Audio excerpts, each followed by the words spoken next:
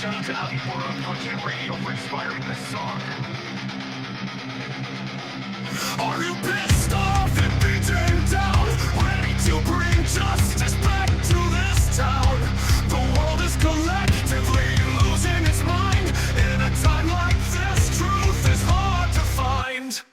The population is poisoned by Teflon and plastics. Faith in the system requires mental gymnastics, but the blood for choosing regenerative agriculture. Species comfrey is creating a defiant subculture. Population is poisoned by Teflon and plastics. Faith in the system requires mental gymnastics, but the bloods are choosing regenerative agriculture. Species comfrey is creating a defiant subculture. The intellectual Silk Road is a force to be reckoned with. Nostr is growing, the memes are more than myths. How can you be bearish when people have self-respect? It is a time to prosper, the parasites are getting checked. When the world is going crazy, it is a time to be brave. Defiance is the only way society will be saved. Hard times create strong men, the future is worth fighting for. This is clearly a very serious spiritual war.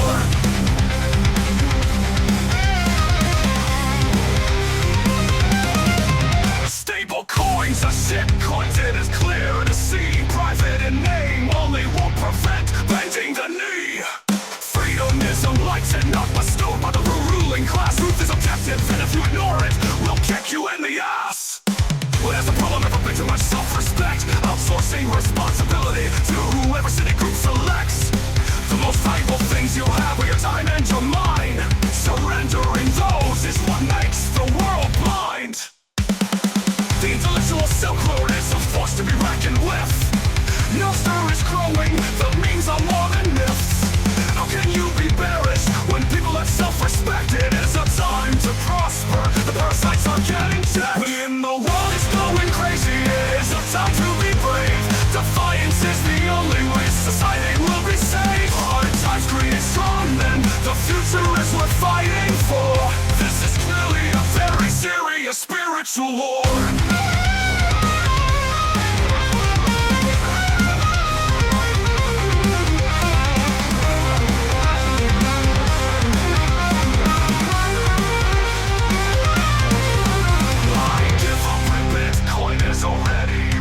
It's time to orange pill the world because our work is not done.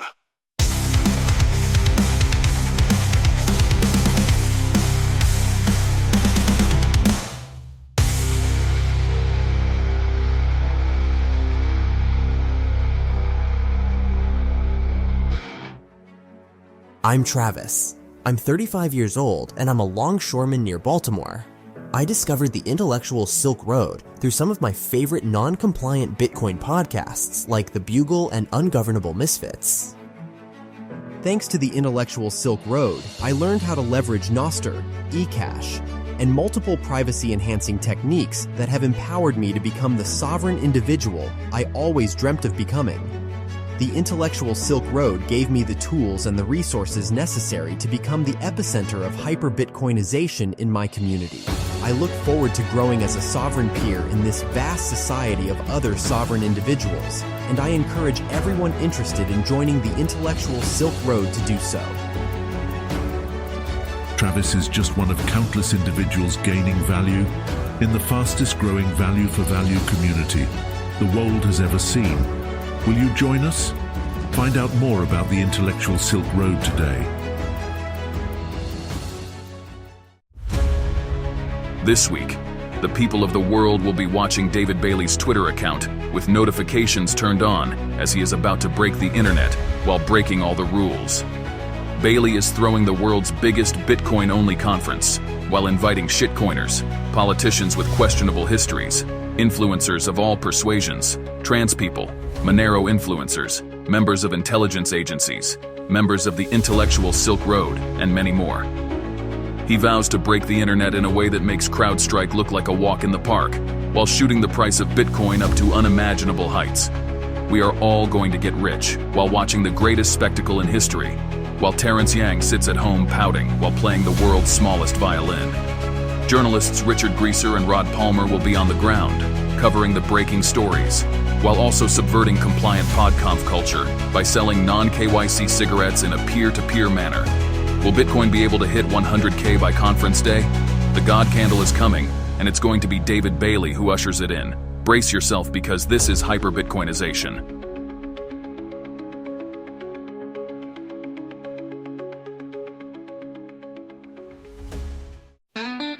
You are listening to the Bugle Weekly, the most thermodynamically sound podcast in the game. Here are your hosts, Rod Palmer and Dick Greaser. Alright, what a week. I feel like this week is just as crazy as last week. No presidents or former presidents were shot. But it's pretty crazy. What's going on with you, Ryan? How you doing? Yeah. Talk about crazy week, crazy news. It's hard to know where to begin. It feels like, a few years ago, you'd have something like Obama wearing a tan suit would dominate the news for a week. And then the president, former president, and probably the next president gets shot in the ear because the Secret Service was afraid to go on a sloped roof. And now the president just resigned or dropped out of the presidential race via a tweet. And nobody's seen or heard from him since. Laura Loomer says that he's dying. Charlie Kirk says that he might already be dead. Nobody knows anything. And but TikTok, next block, Bitcoin does not care. In fact, it's going up. And it's going up because allegedly the former president who survived the Secret Service incompetence is going to make, according to Dennis Porter, credential journalist Dennis Porter, says that he's going to make Bitcoin part of the strategic reserve. So cigarette money will be a part of the strategic reserve. I don't know where you want to start this week, but I guess what is on a lot of people's mind is conspiracy. What do you think about, in the wake of this information about this assassination attempt, and then suddenly President Biden just disappears? Yeah, I think it's pretty interesting.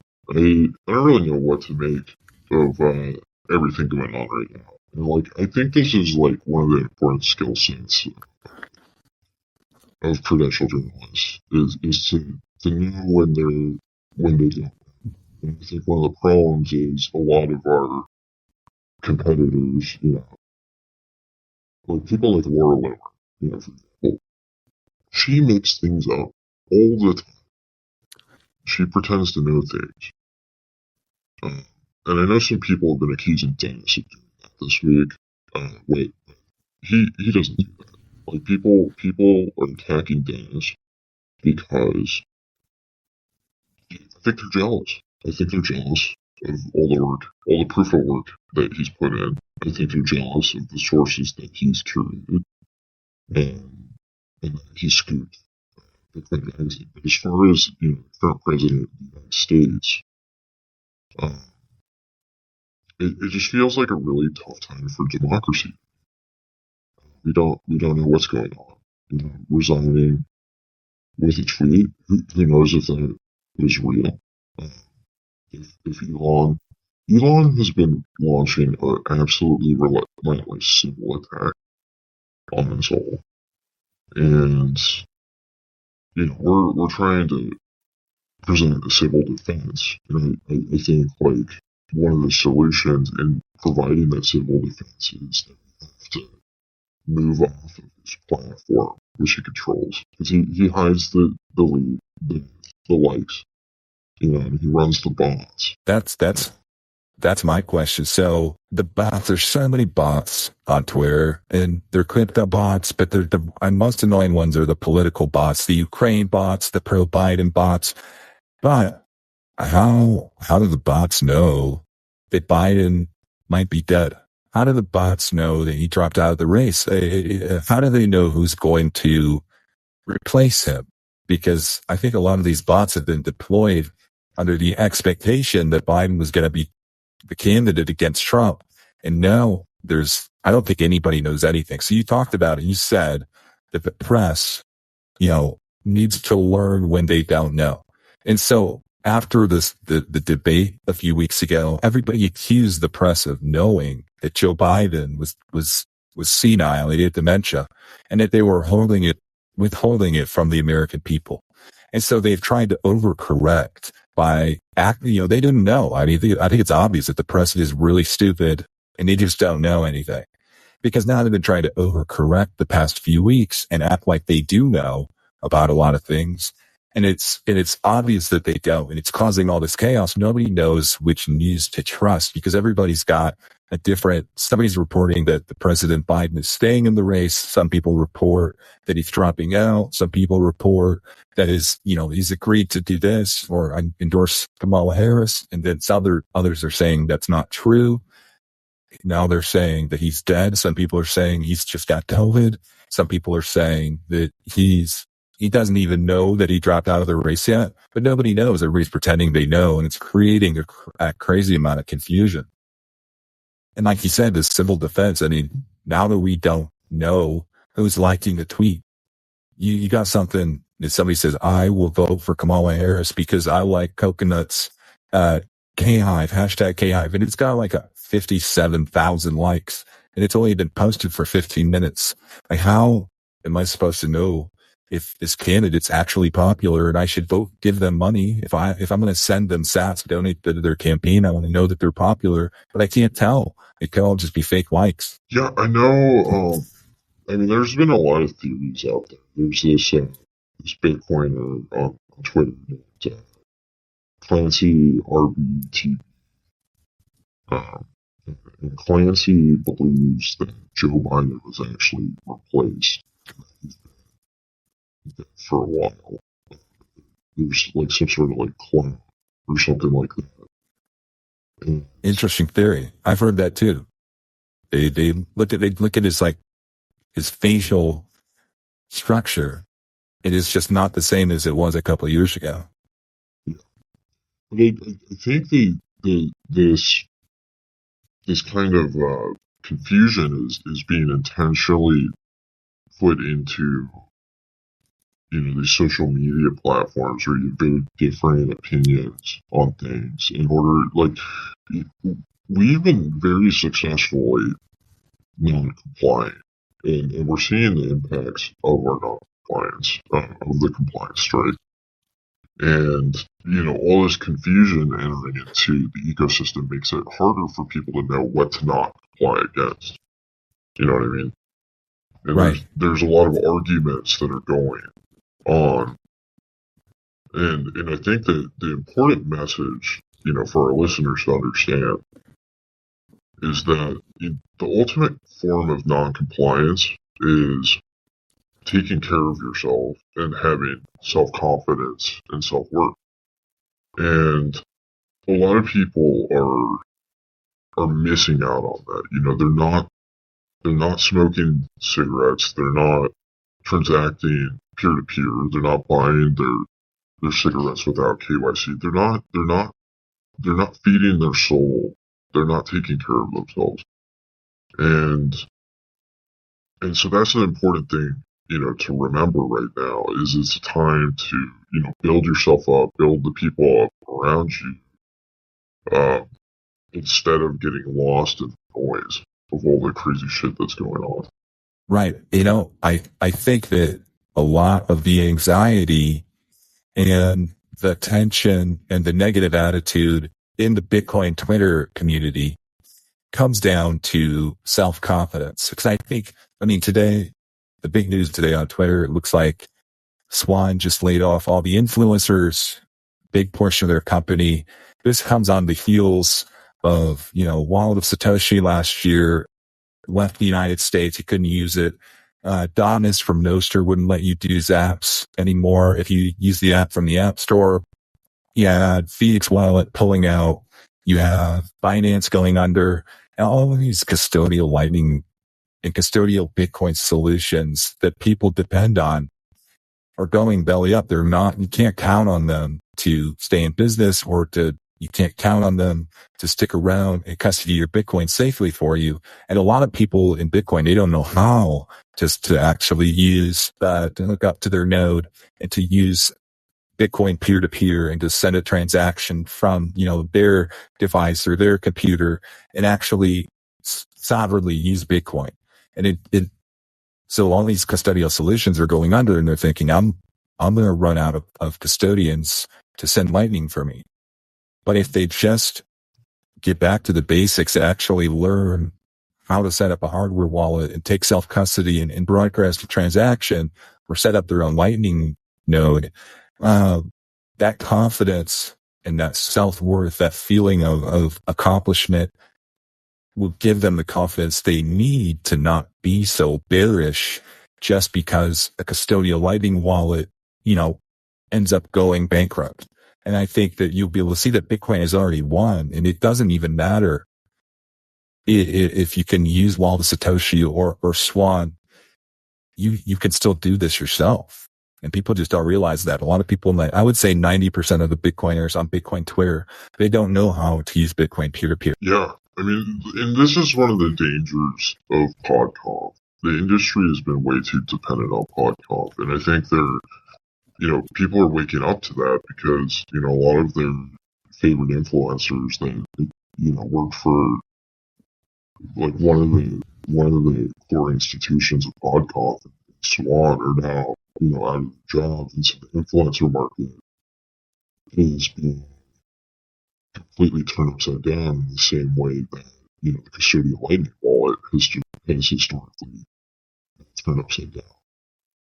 And this is this is why we preach the importance of credentialed experts, is like you need people, you need to listen to people who actually have something to stand upon rather than, just whatever is popular, because, whatever is popular can be artificially manipulated into like the broader conscience. Like there's no way to go and verify if engagement is real on Twitter. So why would you just assume that it has merit just because a lot of people are liking it? Do you even know the people that are liking it? Are they real or are they NPCs? Or, if the president of the United States quits the political race, the only way you know about that is because you read it on Twitter. You can't believe that. I mean, that could be a civil attack. That could be the Democratic Party using a civil strategy to make everybody think that something happened that didn't happen. And I think that there's a lot of people who, in these uncertain times, they look for an authority or an influencer that will make them feel like things are understood and that they can predict or tell you what's going to happen to make you feel less anxious. And I think there's a lot of the same pressures that make people become statists, or the same pressures that make people support PodConf. It's like people will say to you, like, if there is no PodConf, who will build the Lightning channels? Well, you can build those Lightning channels. You don't need, Voltage or Amber or Cash App to build, or Bitfinex to build the Lightning channels. Like, you can build the Lightning network without having to pay these fees to these collective entities to build these services for you. Yeah. Yeah, I mean, I can testify to that. I opened a Lightning channel myself on my typewriter with David Bennett from Bitcoin Ant last week.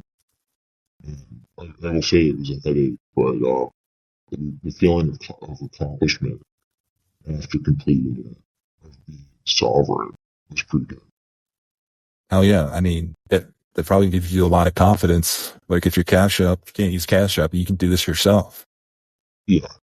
I mean, if Richard Greaser can open a Lightning channel with another, brilliant member of the intellectual Silk Road, on on typewriter than most people can.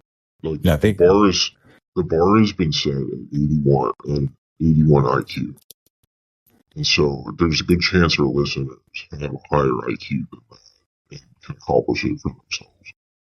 yeah, when people say that the user experience of Bitcoin or Lightning specifically is too hard for mass adoption, if a journalist can do it and you can't do it, I mean, that is, that's embarrassing. I wouldn't want to go to the pleb party in Nashville and have to explain to fellow plebs that journalists can set up a Lightning channel, but you've never been able to do it, or you think it's too hard. Yeah, I mean, I think so. There's a type of person that I want to talk about, and you and I, we attempted to record yesterday, and then I rug pulled you right as I was about to hit the record button. I had to run somewhere. We were talking yesterday about this individual, which we have titled Orange Shell, and what this type of person is it's the type of person where all they do is they listen to podcasts and they just regurgitate whatever they say. But they're not running a Lightning node. They're not running Bitcoin Core. They're not like actually practicing things. And what they do is they go on Tinder dates trying to find a romantic partner, and they cock block themselves by just regurgitating what they do on Bitcoin podcasts. Right. So Orange Cell, right? That's a portmanteau similar to incel, but instead of involuntarily celibate, they're orange cells. So they're constantly trying to orange pill, and they're always getting shot down. And they're just, it's like no matter how nice they are, the other person just wants to be friends. They don't want to talk about Bitcoin, and they're just not interested. And it sounds like what you're saying is it's a lack of confidence that the other person can sense that lack of confidence. And it's a turnoff because that person is telling them how great Bitcoin is and like how revolutionary and censorship resistant it is. And they don't actually know how to use it in a censorship resistant peer-to-peer sovereign way. They're just kind of telling another person essentially, hey, buy this and pop my bags so I can sell it off of Coinbase. And they're selling this technology and saying that it's got so many important properties, but really they don't even know how to use it that way. And the other person can sense that. Yeah. So I think the important step, because it's not ideal to be an orange shell. Individuals, it's beneficial to be in a romantic relationship if you want to be. And you don't want to self-sabotage in the process. And so while I think it's good and healthy to talk about Bitcoin, what these individuals need to do is they need to just stop regurgitating the things that they're hearing and start potentially. Well, I mean, you can regurgitate the things that we're saying, but it's part of the problem is it's the input going into their brain, which is messing up the output coming out. They're just regurgitating the stock to flow model, which is not credential. Like no credential journalist would report on the stock to flow model, or no credential journalist would cover that on their podcast because it doesn't make sense. And so you're trying to regurgitate plan B in his stock to flow model, and you tell people how much Bitcoin's going to be worth on this date just because you saw it on a rainbow chart, and people are going to look at you like you're crazy. Yeah. Well, like another one of the ones that people on these orange shells are around is the Bushido Bitcoin Plus 50. Oh yeah. It's like women don't want to be told most of the time, from my personal experience. My wife wouldn't have wouldn't have appreciated if I sat down across the table from her on our first date. And I just started lecturing about Bitcoin, about like how I'm because I listen to Bitcoin podcasts. Like I heard a story of an orange shell recently that he was so influenced by Alex Svetsky that he started breaking out in a British accent in the middle of the so he was oscillating back and forth between speaking and funny talking, which I think was kind of alarming to the woman sitting next to him. Oh yeah, naturally. So people talk about Bitcoin podcasts, making them like samurais, like Bushido code samurais. People are talking about this and to regular people. These guys in the Bitcoin world, they convince a woman to go on a Tinder date with them. When they get to the Tinder date, they just start talking about Bushido Bitcoin. Interesting. Yeah. Do you think girls think samurais are cool, or is that just a dude thing? Well, I do think there's a certain type of woman out there that finds it attractive, but all they want in life, they've been dreaming for years that they're going to. So like girls that like Japanese culture, they like anime. Yeah, kind of similar to that. They grow up dreaming they're going to marry a Bitcoin podcast listener. Oh, sure. It's almost like if you grow up watching the Tuttle Twins instead of Disney movies, instead of like growing up thinking that you're going to be saved by a prince, you think that you're going to be saved by a Bitcoin maximalist. Exactly. Nice. But there's so few of these women out there, and it's kind of like hunting for a unicorn, you know. And I'm not saying to lower your standards. What I'm saying is either you need to, like, you're not going to find these types of women on Tinder. Like, you have about the same chance of finding a unicorn in real life as you do find these women. Like, you might be able to on Orange Pill app, though. I think a good analogy would be it's the difficulty of finding one of these women. It's very rare. So if you don't have, like, if you're a miner and you just have one S9 and you just mine in your basement, silo mine, the chances of you finding a block before you die are incredibly low. I mean, you might as well play the lottery. But if you have enough, if you're like a strong influencer, if you've got a Bitcoin podcast, maybe you've been invited on Simply Bitcoin as a guest at some point. Okay, maybe you're like it pool. Maybe you've got a really good chance of finding blocks, and people are going to come to you. But if you're just if you're just looking for these girls randomly on Twitter, if this is like a brute force, so to speak, attack to find yourself a unicorn like this, you're either going to need to up your work, or you're going to have to settle. Yeah. And I know there's a type of person out there that's stubborn, and they feel that it's who they are. You know, they maintain a sense of integrity by sticking to who they are. Their identity is repeating everything that they say about the Bitcoin podcast. But that's your personality. It is good that you're transparent and that you're upfront with the person that you might be dating, that you don't have anything else to talk about. Yeah, I think there's two choices. Either because I think the thing that people aren't taking into account when they're doing this is they're kind of wasting the other person's time. You know, because if somebody really doesn't like you, what you have to say, and you just like you kind of get them into this position where they're sitting across from you and they're kind of stuck with you until you get through the meal.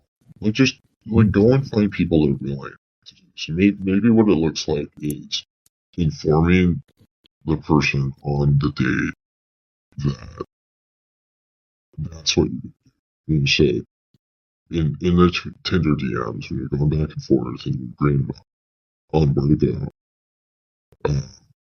Say, hey, for this romantic date, I just want to tell you everything that I heard Peter McCormick say, or Robert B. Wilson. Yeah, if you listen to enough podcasts, this shouldn't have to be said, but just follow your favorite podcaster's example and give them a short snippet excerpt of what the conversation that you're going to have on this date with them is going to be like. And if it's, if you just want to talk about the awesome rabbit hole recap that you just listened to, just boom, send them a short clip from that podcast episode and say, we're going to discuss this. And I want you to know, about the really cool developments in Hard Money that Len Alden was telling these guys about. But I think that's probably a really good approach. Yeah, like give a disclaimer. Don't be misleading.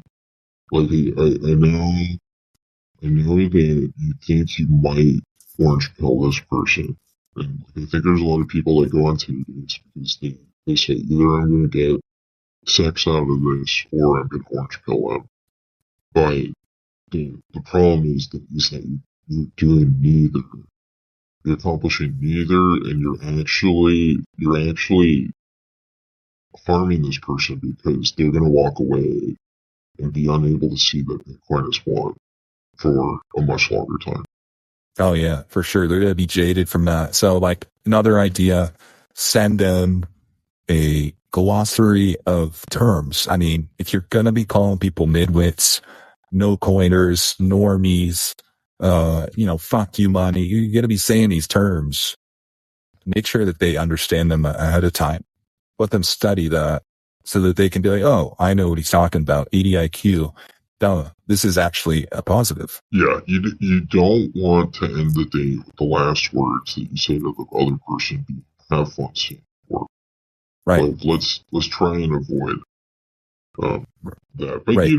People are gonna do whatever they're gonna do. But you have to realize, all you orange shells out there, is that you're making it harder for all the other people that don't regurgitate what these are on podcast updates.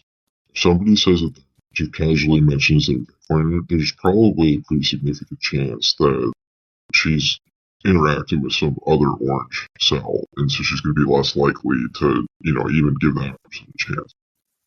And so maybe the solution is, for orange shells is to just stay in your lane and, only date at conferences, and like maybe what the conferences need to do is they need to set up speed dating. Speed dating, yeah. Yeah. But first, so there's multiple challenges with this. There's not a lot of women in this space, and there are more women coming into this space, but it's not necessarily, biologically born women. It's women transitioning. And so that might be kind of confusing for some of the orange cells who, typically don't act too kindly towards transitioning individuals. Right. Yeah, they're going to be transitioning. They might be sunburned because they've been getting a lot of sun. They don't wear sunscreen anymore. They're changing their hormones by getting seed oils out of their diet and only eating steak. It's their body and their mental models are adjusting. They're transitioning from this fiat mindset to this low time preference lifestyle. And you have to be sensitive to that. There's a lot of volatility and there's a lot of inconsistency to kind of get through that transition. Yeah. I mean, like one of the things I got kind of exasperated on Twitter pretty recently was that, people were giving Ava Chow a hard time for transition. And, first of all, they decided to get upset like months, like 7 or 8 months after, Ava initially announced it. And then two, all these Bitcoiners have been talking about how we need more women in this space, saying we need more women in Bitcoin, and then now we're getting more women in Bitcoin. You can't have it both ways, guys. Right. You get exactly, and there's also something to be said. Everybody is worried about the implications of quantum computing. And quantum computing, if nothing else, can be simplified to say it's non-binary computing. And we have the Bitcoin space is full of people who are maximalists about binaries, and especially binary computing. And if we don't have people who can think about the world in a non-binary way, we open ourselves to being vulnerable to non-binary computing. Yeah, it could be very vulnerable. Right. We need entropy. Is that okay? Go on. We need entropy in this industry, in this space. And like at the Bugle, we appreciate people of different perspectives, even if they're incorrect, because it allows for that entropy. And like we have very high publishing standards. But I mean, this is part of the reason why we want a young, very attractive female producer, or 6 of them. Amen. Is because we're looking for entropy. We're looking for diversity of ideas and beliefs. And maybe, like one of the requirements, I think, is that, for the producer, like it would be a bonus, is, not necessarily looking for college education. If they drive a white Jeep, and have blonde hair, and we're in a sorority, that would be a plus. Because that would provide a lot of entropy. Neither of us drive white Jeeps. Neither of us are female. Neither of us have blonde hair. So yeah. Some people believe the HGX brand is all about rebellion and defiance in the face of the cartel. They think HGX is a rogue or a maverick, unable to bend the knee to the cartel and play nicely. But that's such a narrow-minded perspective. HGX is so much more than that. And this summer, HGX is going to prove it, through proof of work. The HGX Apology Burnout Tour will challenge the preconceived notions of cartel loyalists, pleb insiders, and podconf elites. HGX will apologise so hard, he will win over even his most passionate haters, or he will die trying. You won't want to miss this tour. The tour will feature apology panels in 46 cities in the US, Canada, and El Salvador. If the cartel doesn't accept his apologies willingly, he will force them. The Apology Burnout Tour starts in Nashville this week at the Bitcoin Conference, where HGX will be joined by Mars, the cartel, and even the former President of the United States, Donald J. Trump. Tickets are still on sale. See the magic. See the passion. See HGX win the hearts and minds of plebs everywhere. Yeah, exactly. And I to go back to what we started with in this episode, I think what is happening right now is there is a great increase in entropy, cultural entropy, financial entropy, information entropy. It's everywhere around us. And that's kind of what's causing this chaos and this uncertainty. It's this rise in entropy. And the best way to overcome this is the same way you become the best money, the best protocol, the best miner of all time, is proof of work. The more work you put into yourself, and if you are, for example, a hot chick who drives a white Bronco and has blonde hair, the more proof of work you put into your fitness, into your looks, the more of a chance that you're going to stand out and be a great candidate to work with us. Yeah. And I plan to stand in the parking lot and watch for the white Jeeps. And collecting resumes from those individuals this week. Yeah, so you had your resume ready, had your CV ready, and if a guy smoking a Marlboro cigarette walks up to you and announces himself as a credentialed journalist, have that CV ready. Yeah. I think this conference is going to be really good.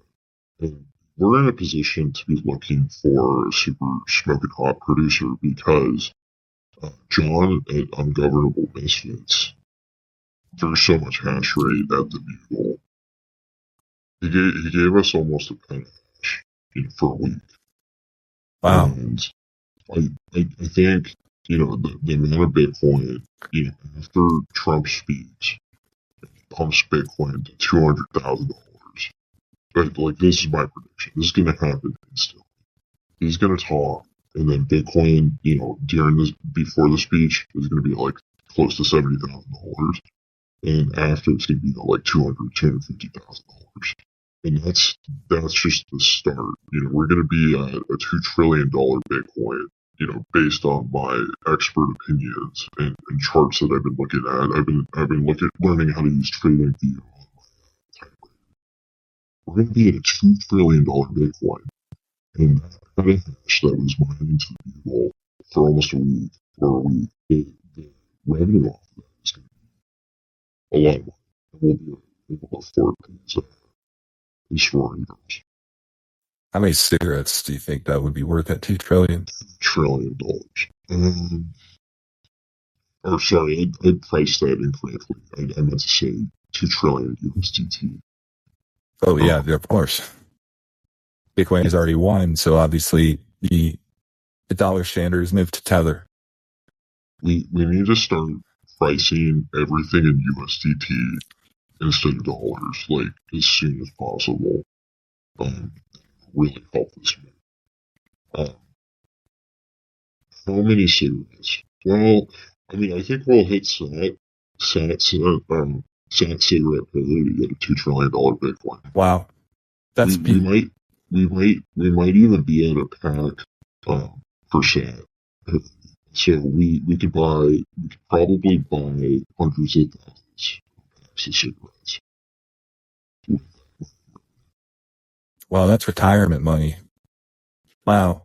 So I think it seems like what is potentially possible in Nashville at this conference is that while Trump is going to be on stage, pumping the Bitcoin price, announcing hyper-Bitcoinization, letting everybody know that Bitcoin has won. At the same time, so this is going to be live streamed on every news network because every single conference or rally or big event that Trump speaks at from this point on is going to be live streamed by BBC, CNN, Fox, ABC, everybody, even MSNBC. And he's going to be up there, and right next to him is going to be Elon Musk, is going to be tweeting memes with laser eyes and like Bitcoin, like his favorite Bitcoin memes that were probably the funniest memes in 2021. And so it's going to be trending on Twitter. It's going to be live streamed on every show. And then he's going to say, according to Dennis Porter, that he's putting Bitcoin in the strategic reserve. So that's going to send it through the roof. And the reason that's important and the reason we bring up cigarettes is because now this potentially puts us in a place where we move off the petro tether and on to a monetary standard that's most like native commodity trade is cigarettes. So it becomes the Marlboro currency. It's like we're not using the dollar anymore, but it's like the Marlboro dollar, so the petrodollar. Yeah. Philip Morris, they deserve to be worth. Like, we need to get out of this. Like, one of the things that things are improving, the country's getting better. It's not just Bitcoin going up, but smoking bans. And like U.S., I think a lot of people think it's tobacco. They think like the Dominican Republic or Cuba. But the U.S. is the regime when it comes to tobacco. Like it could become one of our greatest exports to the world. And this Marlboro dollar is going to be very important part of our future. Everybody has, can trade on the Marlboro. I mean, even if you're in prison, that's one of the biggest trades in prison is Marlboros. And now you have a currency that can't be kept by banks. So if you're a felon, you can still use it. So now you can pay, you can demand your prison payments in Bitcoin, and you can trade sats for cigarettes even in prison. And that's censorship resistance right there. I'm going to put you on the spot. What are your predictions for the conference? And we haven't talked about, we're both leading to fly out to Nashville and witness the greatest spectacle. Yeah. I think, I just told you my Trump prediction. So that's like the big one. What's the big prediction? I think that there's gotta be some sort of speaking engagement, whether it's official or not, but it's going to be disruptive. It's going to involve Dennis Porter.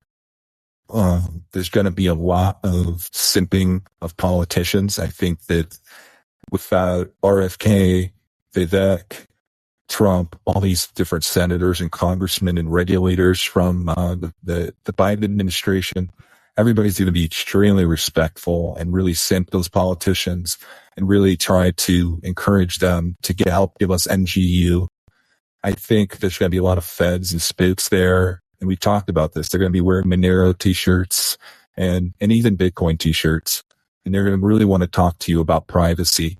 And they're, for some reason, going to have like a haircut like they're in the Marine Corps. But there's going to be a lot of that. And there's going to be a lot of fun. There's going to be a lot of non-KYC cigarettes. As much as there's going to be these negative things I just mentioned, there's going to be a lot of non-compliance, a lot of non-KYC transactions, and a lot of peer-to-peer commerce as well. Those are some great predictions. I think it's probably good to avoid doing peer-to-peer transactions with anybody wearing a t-shirt. For sure. They might try and get you for that. Now that we bring this up, not to get too off track, I'll make sure we remember to get to your predictions, but I did want to cover, if you were an orange cell and you get on a first date and the girl tells you that she prefers Monero, well, then what do you do? Because that's kind of a curveball that you're not expecting. Maybe it'd be worthwhile to write an article as far as like good responses to weird curveballs like that. Yeah.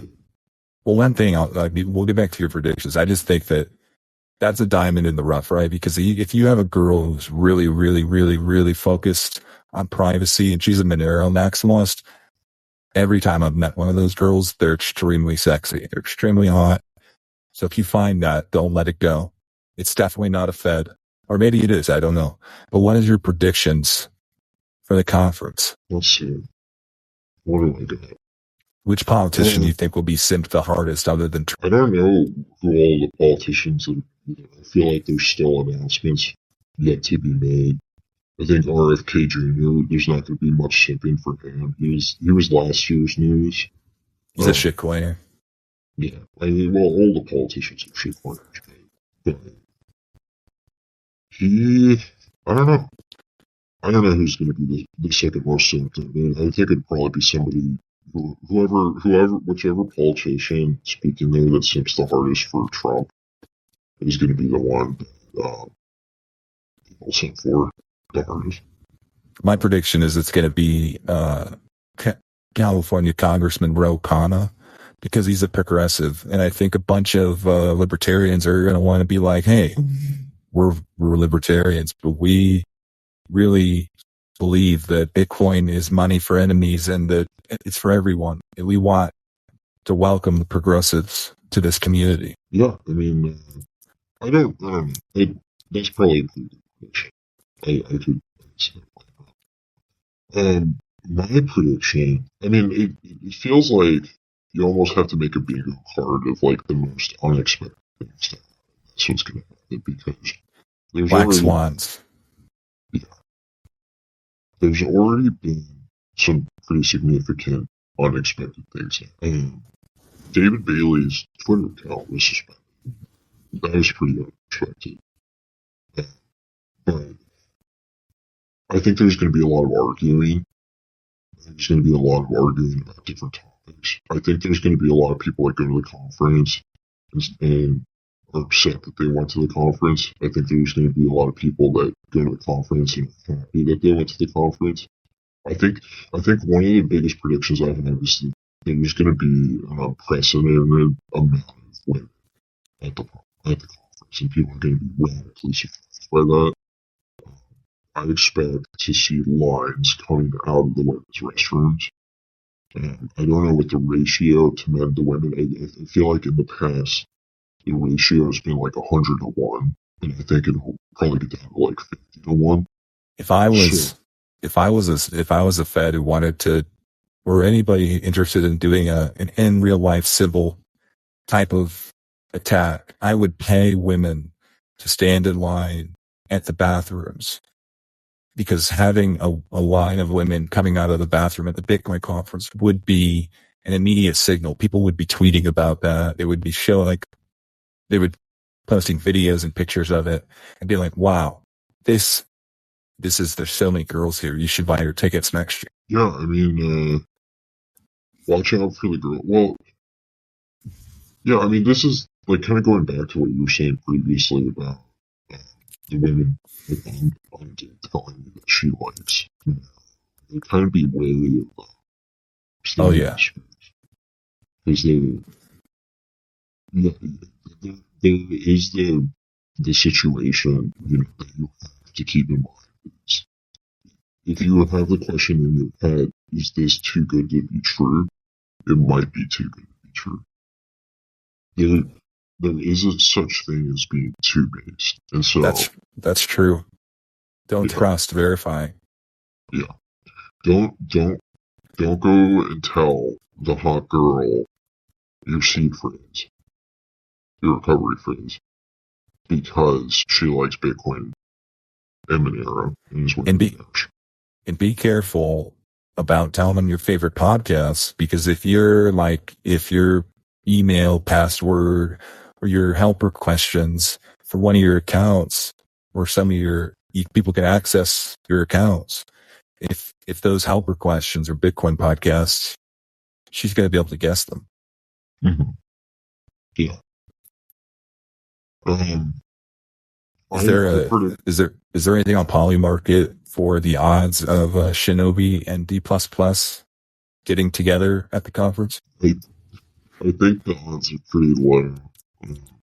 Unfortunately, we really tried to make that happen, but it doesn't seem like it's going to work out. But I feel like there should be a bunch of different options on Polymarket for different pairs for Shinobi.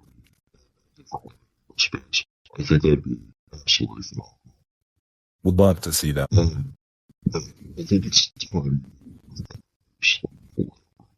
Our first one was from you. Kenny down his hands and said, "I want to shake President Trump's hand and call him sir." Did you know that you can do that for 60,000 USDT, and you can take a picture with him? Yeah, one of my biggest regrets of this last cycle was that I did not stack hard enough to get the ticket to have dinner with Donald Trump. If I had stacked enough, I definitely would have splurged a little bit and bought one of those tickets. Do you think it'd be worth, like, if you got, wait, what was it priced at? It was like 844,000 USDT, Yeah, which is like 14 and some Bitcoin. Yeah, I think it's down to like 12.7 Bitcoin now with the price action. But yeah, more than double 6.15. So say that you stack diligently enough to have that much Bitcoin. Would it be worth liquidating your whole stack to have dinner with the president? I don't know if it would be. You have to have a little bit left, because once he pumps Bitcoin, it creates NGU at a speaking ton. You know, the Bitcoin you have left is going to be worth so much that it's going to be worth the price he paid to out pump it. It's kind of a proof of work, a skin in the game. So I think, I guess everybody has a different, number in their head of how many packs of cigarettes they need to retire. Like, I think if you had 1 million Satoshis left on your cold card, that could, when Donald Trump pumps Bitcoin at $2 trillion a coin, or 2 trillion USDT a coin. That's a million packs of cigarettes. That seems like a pretty good retirement to me. Right. I mean, it's definitely it's an asymmetric bet with a huge upside. And, worst case scenario, he pumps it 100%, it's still, you have more time to stack. Yeah. The next post is, from my favorite. I'm excited to meet you at the conference, Miss Hobblemot 420. She boosted us 6,969 sats, 6969. She says, my OPSEC at the conference is going to be on point. I'm going to pretend like I don't even know what Monero is. That is, that's smart, especially anybody who listens to this. They'll be very, suspicious of you when you're there. Now I'm suspicious of you that you know what Monero is. But I still want to sell you non-KYC cigarettes, and I'm still willing to risk it all. Well, if her OPSEC is good enough, you might not even be able to meet her. That's true. She might meet me, and I won't know it. Yeah. I wonder, do you think she looks like her profile picture? Maybe that's the tell. Well, I certainly hope so. Otherwise, I'm going to be huge letdown. Say the least. She kind of looks like somebody that would drive a white Jeep, so I'm going to be looking out for her in the Absolutely. Our next boost is from Ghost_Shadrach for 5,150 sats. It said, I listened to the podcast in my sleep, and then had to wake up and listen to it again because I couldn't remember. Two stars out of 5, don't recommend. He's talking about the experience of falling asleep and having to listen over. He's not giving the episode 2 out of 5 stars. I think he boasted 5,000 sats. I interpret that as 5 stars. I just had somebody want to do a peer-to-peer transaction with me reach out to me, so I got a little bit distracted. Yeah, like if you're gonna rate our podcast low, I think that I totally missed what you just said. No, he wasn't rating our podcast though. He was rating falling asleep and having to re-listen as the 2 out of 5 stars. But he was giving us 5 stars as I interpreted from the 5,000 sats, 1,000 sats, 1 cigarette per star. Well, there's the type of professional podcast listener. So I think what a lot of people do, is when they're they show up to work, their full-time job is listening to Bitcoin podcasts. They only put 40 hours a week in, and like as journalists, we put, I don't know how many hours a week, I don't typically track, but it's like almost all of the waking hours, I'm working. And you can actually supplement your job as a full-time podcast listener by listening to podcasts while you sleep. And while you don't retain all of the information in your conscious, in your memory, a lot of it sinks into your subconscious as you sleep. And so you have a deeper understanding of Bitcoin, and you can actually increase the hours of podcasts listened to in a passive way. And so if there's interesting. It's kind of like, learning Bitcoin through osmosis almost. I need to practice that. Shadrach's onto something. The next post we got from our friends at Orange Mart. Thank you for visiting Orange Mart. 5,000 sats. Of course, they are referencing Richard, his tour and his experience going to Orange Mart. And if you're interested in that, I think he's going to be planning hopefully some more Orange Mart expeditions, maybe doing some live streaming. What's that app that you were going to use? I used Zap.stream That to stream it stream. kind of like Twitch, but like Lightning. Yeah, it's a great app. I was really impressed with it actually because they give you a lot of the tools that you want from different streaming apps. Like you want to be able to embed your comments, and YouTube doesn't let you do that. But they have a tool for you to be able to like put your comments up on the screen. So instead of having to look, for the viewer having to look over at the chat, they can just see it right there in front of you. But I gotta say, I mean, that was a great time. Like I showed up to the Orange Mart. I didn't tell anybody it was going to be there. I had a tour guide. Showed me around the Orange Mart. Tip and Z showed up, and the three of us, we ran around in helicopters, going for train rides, riding on horses. It really is a great. Like I showed up to the Orange Mart naked. I walked away with clothes, and Wow. I had a great time. That streaming, what was the name of it again? Zap.stream.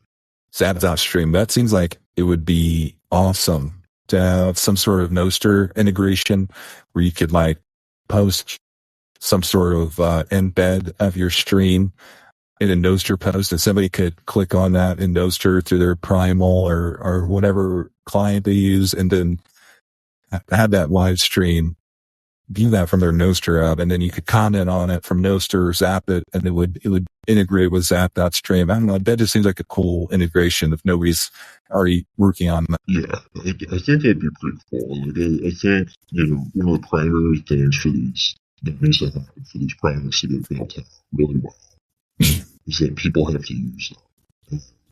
Committed to use it though. I'm committed to the Orange Market. One of my biggest mistakes was that I didn't record the stream because I wasn't Well, even naked, planning. that would be embarrassing. Well, I wasn't even planning on anybody showing up. Because I had so much engagement with other people, it made it a lot more interesting. But Where do you I start think your private keys when you're naked? Yeah. Well, being creative.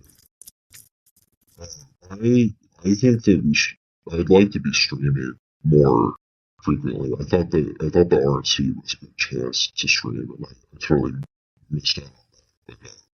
But I plan on streaming more in the future and doing commentary on different events and hanging out. It'd be fun. If anybody wants to hang out with me in Orange Mart in my land, I'm down. Let's schedule it. Let's do it. Let's stream it. Let's earn sats. Earn cigarette. The next boost is from Southside for 2,121 sats. It says, Ordinal's Mag, quote, make your bed, end quote. Hang out with Jordan Peterson and Breed Love, hosted by Shinobi. Libertarian fanboys go. Yeah, I mean, that would be a very interesting panel. I'm pretty confident that Shinobi never makes his bed. So that would be more interesting. I feel like he'd probably argue with Jordan Peterson. He should be listening. Then he'd make his bed. He'd probably be a little happy. Him and Terrence would probably be able to make up. I mean, do you think Robert Breedlove actually makes his bed? I feel like Robert Breedlove's the type of guy that says that he makes his bed. Oh, yeah, I can definitely see him being it's like stolen valor for making his bed. He tells everybody he makes his bed because he listens to Jordan Peterson, but I bet you go there, it's a hospital corner is nothing. He's the type of guy that if he made his bed, he would probably shit in it. Probably. The next boost is from Rev.Outl. He says he based his 2,121 sats, and he says, I'm no spook, nor am I easily spooked. Yeah. Hell yeah. That's great, Rev. We appreciate you for not being a spook, and I think it's important right now to not be spooked. It's important to have what's the word? Some resiliency. Yeah. To not be shocked, because like when I worked in the media, one thing that I was taught is whenever there was any sort of crisis, it was the time to really try and captivate people and control their thinking. So it's time to not get spooked because there's a lot of crazy stuff happening.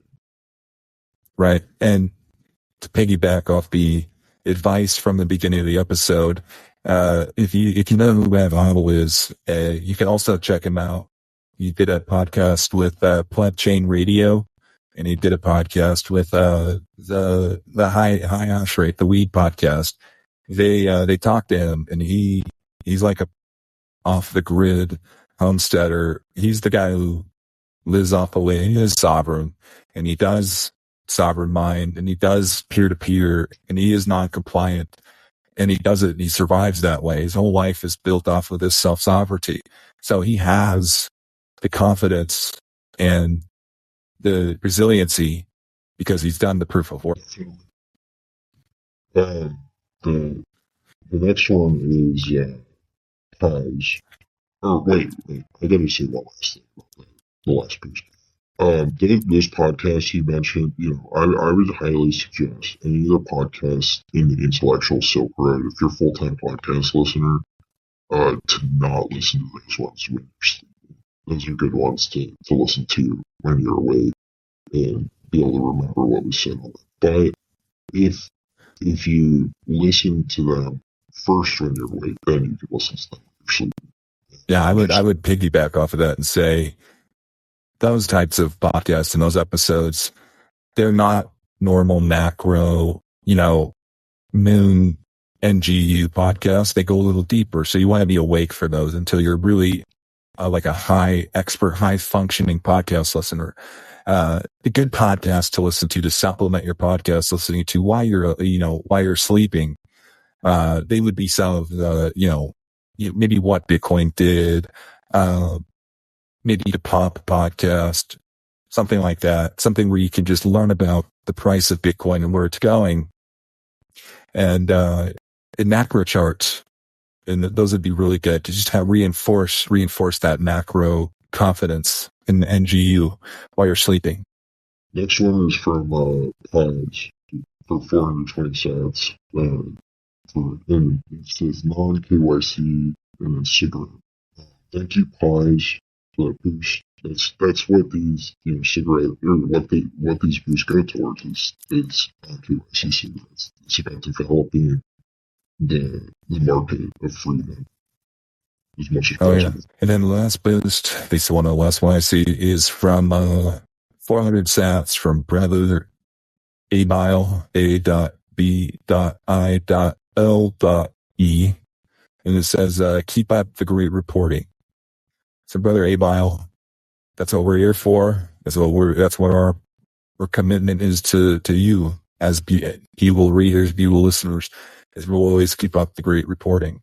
Well, that wraps it up. Do you have any closing thoughts for today's show? Be careful at the conference. Have a good time. And engage in non-compliant peer-to-peer behavior. And if you see us smoking a cigarette, talking to hot blondes in the parking lot, come say hi. Sounds good. Well, thanks everybody for tuning in to today's episode. We're a little bit late. It's my fault again. But yeah, I don't really know what the recording plan is for next week. I think we'll be back for the conference sometime. Yeah, should be. All right. Well, thank you for tuning in, and we'll see you next week on the Bugle Weekly. Thank you for listening to and boosting this week's episode of the Bugle Weekly. We apologize for Richard's poor audio quality, as this is one of the symptoms of not having a super hot babe producer. That will hopefully be resolved in the coming weeks. This week is the biggest in Bitcoin's history. This is bigger than when Satoshi mined the Genesis block, or when Bitcoin Cash hard forked. This week, David Bailey will break the internet. The wars in Ukraine and Israel will come to a screeching halt as the soldiers pause their offensive action to watch Donald Trump speak about using Bitcoin to make dollars stronger. While this week will be solidifying PodConf's shadowy work behind the scenes, there will be networks of non-compliant individuals seeking to promote human freedom and thinking for yourselves. When the world is going crazy, this is a time to be brave. Defiance is the only way that society will be saved. Thank you again for listening to the show, and we will see you on next week's show. Shout out to Ali for Punch Radio for inspiring this song. Are you pissed off and beaten down? Ready to bring justice back to this town? The world is collectively losing its mind. In a time like this, truth is hard to find. The population is poisoned by Teflon and plastics. Faith in the system requires mental gymnastics, but the blood for choosing regenerative agriculture. She's comfrey is creating a defiant subculture. Population is poisoned by Teflon and plastics. Faith in the system requires mental gymnastics, but the bloods are choosing regenerative agriculture. She's comfrey is creating a defiant subculture. The intellectual Silk Road is a force to be reckoned with. No star is growing, the memes are more than myths. How can you be bearish when people have self-respect? It is a time to prosper, the parasites are getting checked. When the world is going crazy, it is a time to be brave. Defiance is the only way society will be saved. Hard times create strong men, the future is worth fighting for. This is clearly a very serious spiritual war.